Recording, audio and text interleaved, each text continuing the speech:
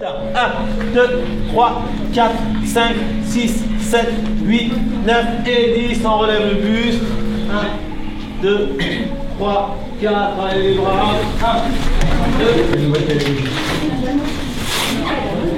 Ceux qui sont prêts, bougez un petit peu en shadow. Le full contact, c'est l'aboutissement de ce que j'ai cherché dans ma vie. C'est-à-dire que moi, je voulais un sport efficace. J'ai fait du karaté pendant de nombreuses années. Et jusqu'au moment où je me suis aperçu que quelquefois, je ne gagnais pas mes combats parce que justement, les gens trichaient. C'est-à-dire qu'ils faisaient semblant d'être touchés, ils faisaient semblant d'être blessés, alors que c'était pas du tout le cas. Et donc, ça fait que j'étais disqualifié. Donc un jour j'ai dit bon, je vais prendre la bonne méthode, je vais partir dans le contact. Alors partir dans le contact, c'était pas évident parce qu'il n'y avait rien en Europe, il n'y avait pas grand chose à part la boxe thaï et la boxe anglaise bien sûr qui date depuis de nombreuses années, qui est c'est la référence de base, la boxe anglaise. Et ben je suis parti donc aux États-Unis pour travailler avec des gens qui pratiquaient déjà le full contact. Et avec eux, j'ai apporté ma pierre à l'édifice puisque j'ai apporté les balayages à l'intérieur d'une technique de jambe qui était Bill Wallace et une technique de poing qui était Joe Lewis. On part du bras arrière, rotation du corps, rotation des hanches. Bras arrière, rotation du corps, la jambe avant. Allez, on va. On va travailler sur deux distances. La première, c'est une distance courte. La deuxième, c'est une distance longue. Soit pivot, le bras, soit pivot et arrière. Le club de Muret, ça fait longtemps que je le connais. Je le connais parce que le professeur, donc c'est un ami.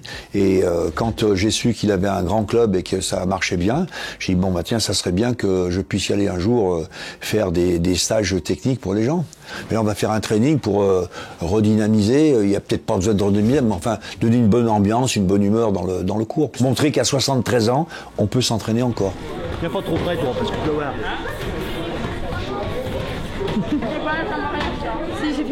Si, j'ai fait il m'a dit de changer. Là, tu vas aller vers le chien. Vous passez déjà par la vitesse.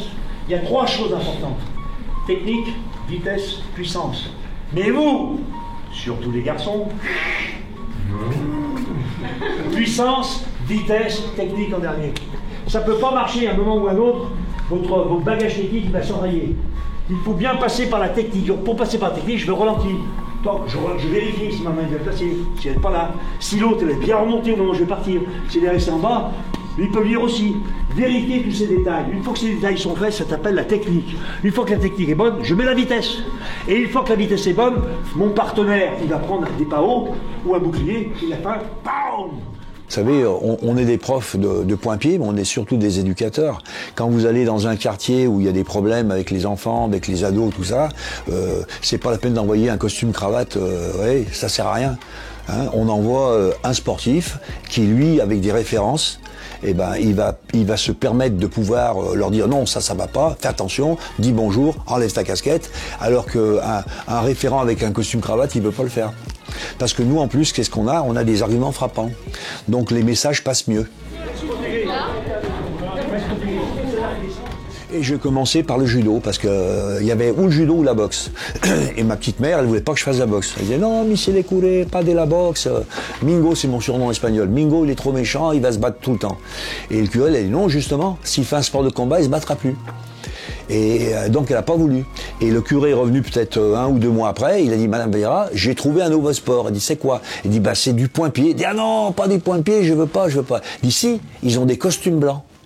Et ma mère dit ah, un costume blanc pour mon fils, ça me plaît. Voilà, et le costume blanc c'était le kimono. Et le kimono tous les week-ends il était rouge. Du blanc on est passé au rouge.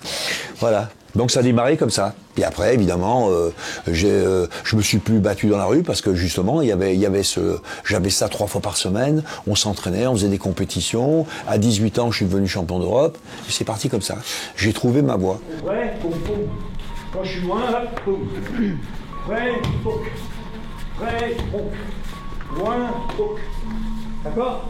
Faites pas la gueule, ça va. Allez au boulot. Bien, hop. Voilà.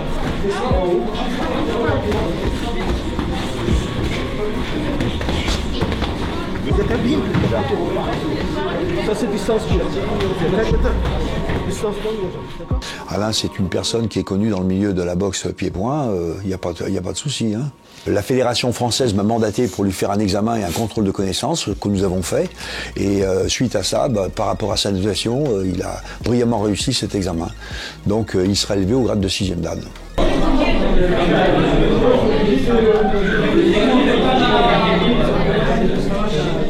C'est bon? À la table. Quand je suis parti, j'ai fait le tour du monde donc avec l'équipe américaine de Memphis Tennessee. Quand je suis rentré à la maison, je n'ai pas bien rasé. Et ma mère, elle me dit mais va te raser. Alors je lui dis non, mais attends, j'arrive. Elle me dit va te raser. Alors je me suis rasé, etc.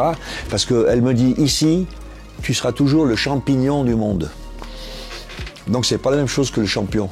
Donc là, merci maman, c'est des bonnes écoles ça. Et quand je suis rentré justement chez moi, parce que un an avant j'étais rentré chez moi, maman, champion du monde. Elle me regarde avec son accent espagnol, elle me dit c'est très bien mon fils, prends le balai, balaye la cuisine. Valera, champion du monde, il a balayé la cuisine. Et maintenant je dis merci maman, quelle belle leçon.